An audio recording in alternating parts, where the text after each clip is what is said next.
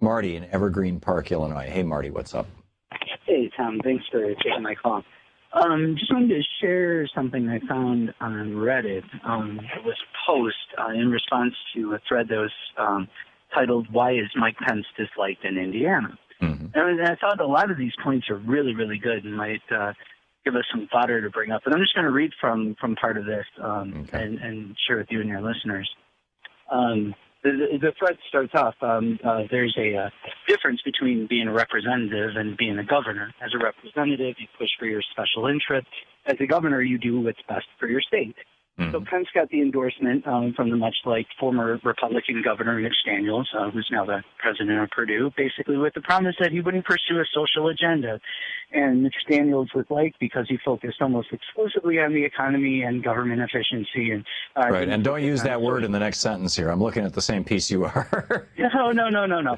Yeah, he did not focus on social issues, and it was implied that Pence, as a successor of Daniels, would set aside the social dogmas that he was known for and govern the state. He was on a good path. Right. In other words, without reading from this piece, and I just Googled it, or I DuckDuckGo'd it. I've got that as my default browser or search engine, and it popped right up at the very top. And so it says that so Pence, with his national conservative GOP politics, has been an aberration that has directly harmed Indiana's image and its pocketbook. And then there's a whole bunch of bullet points here of all the horrible things Mike Pence has done. I'm going to have to print this out and go through it and mark it up.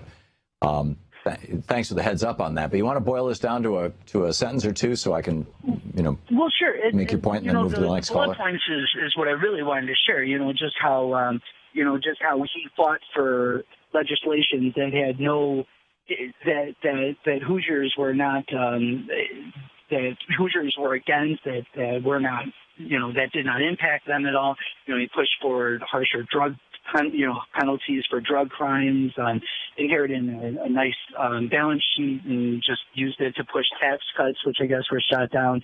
Went up against gay marriage, to the dismay of, a lot of the Hoosiers and stuff like that. So that's pretty interesting reading through, especially when you mentioned, the HIV epidemic, and how, big way to curb that would be, providing needles for heroin addicts. And I guess that was repugnant to Mike Pence. So, he also got rid of the Planned Parenthood. So, people couldn't even get themselves tested, which basically exacerbated the problem. But, yeah, there's a whole lot of really interesting points there that just there are. There absolutely are. And Marty, thank you for the heads up on that. I just printed it as we were talking, and I probably won't have an opportunity to get to it today, but expect it to in some more detail. It's really great that the people are doing the research, and Marty, I really appreciate your calling and giving me a heads up on it. Thank you. To watch more clips from our programs, hit the Watch More Videos button over here.